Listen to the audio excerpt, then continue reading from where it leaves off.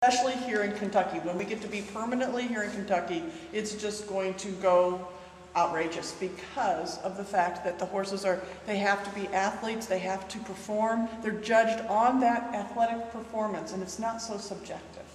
And it's just, and it's detailed training all the way through.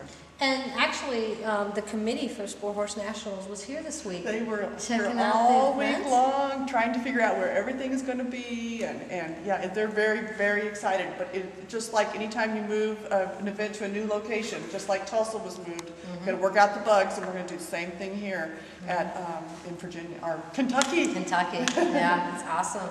And I also noticed one thing, growing up in the performance side of the industry, I found that the sport horse people are very subjective to outsiders asking questions, coming up to them, even if they're busy. You bet. They answer your questions, and they're very forthcoming about trying to assist you and getting more information to find out more about sport horse. You and bet. I found that as a big benefit. We really, we want more of the Arabian people to buy into this sport horse thing.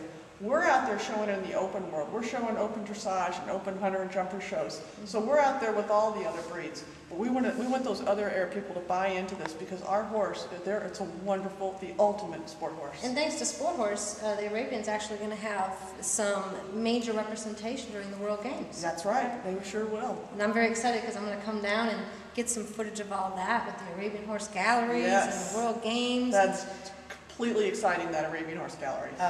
It's a long time overdue. Yes, all those things to be locked up away and to be in a vault with nobody seeing them is a tragedy. Right. So and there's so much more to collect that's happened since the original museum closed. And I think it closed in 2001. I believe it was. It was there, located in right outside Denver. In Aurora, Colorado.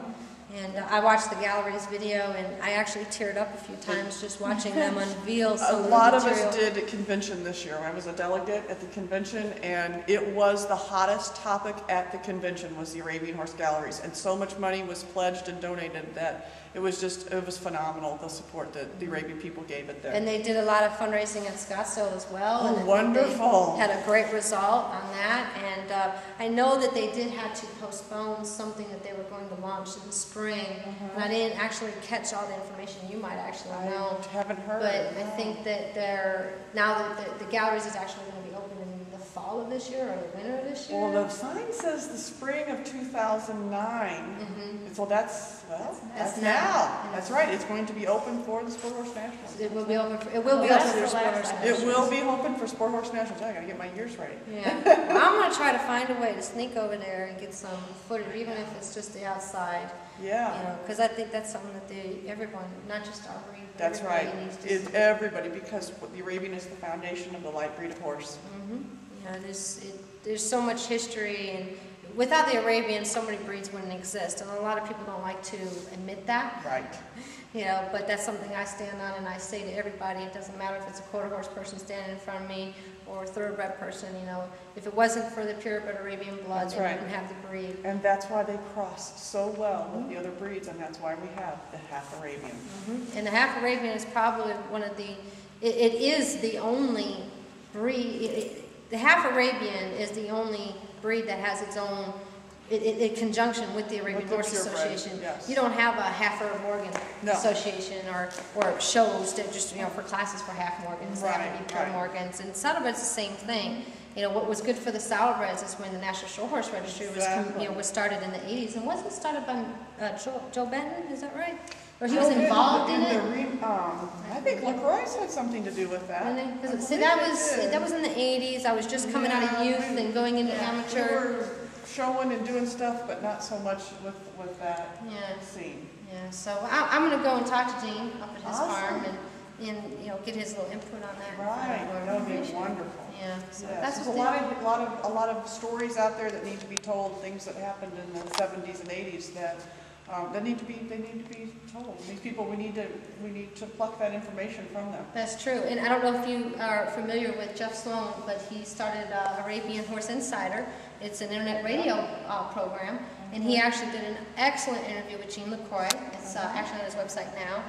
So maybe when you get home, you can check it out. It'll be in the archives if his new show will be posted by then. But Gene talked about, I was so taken back listening to that interview, Jeff did an excellent job. He talked about going to Poland when he was 14 and laying eyes on Bosk for the first time. Right. That whole transition and how it was to bring a horse from Poland to America back in those days. Right. And just the whole transformation, the whole start, you know, of Right. LASMA and the whole industry and how the tax change basically not only devastated the Arabian industry, but all the other industries. Quarter horse. And of course, the trading paper.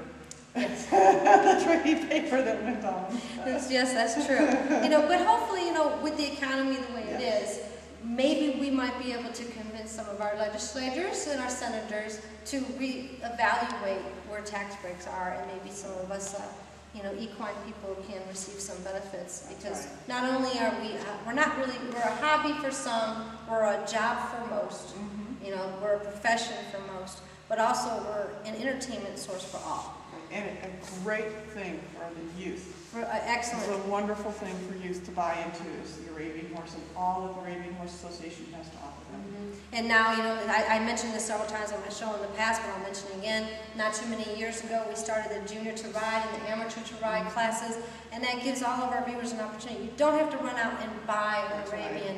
You can go and get in contact with a local trainer, a local horse owner, find out who's close to you, go and find out your niche, you know, Western, English, whatever it is, take your lessons, sport horse, and then come and compete without owning, and do it for a year or two, and see if it's something that, because horse ownership is long term. That's right. It's not It's a something, commitment. it's a commitment, you know, it's 10 times the responsibility of taking care of a dog, you know, and economically, you know, emotionally, and horses, there's so much more to So much to do. It's not a pet. It's just, it's not a pet. It's a passion. It's a passion, and you have to have it. And we do. Yes, we do. We do. That's why we snuck into this building. So before we get arrested, we're going to find our way out of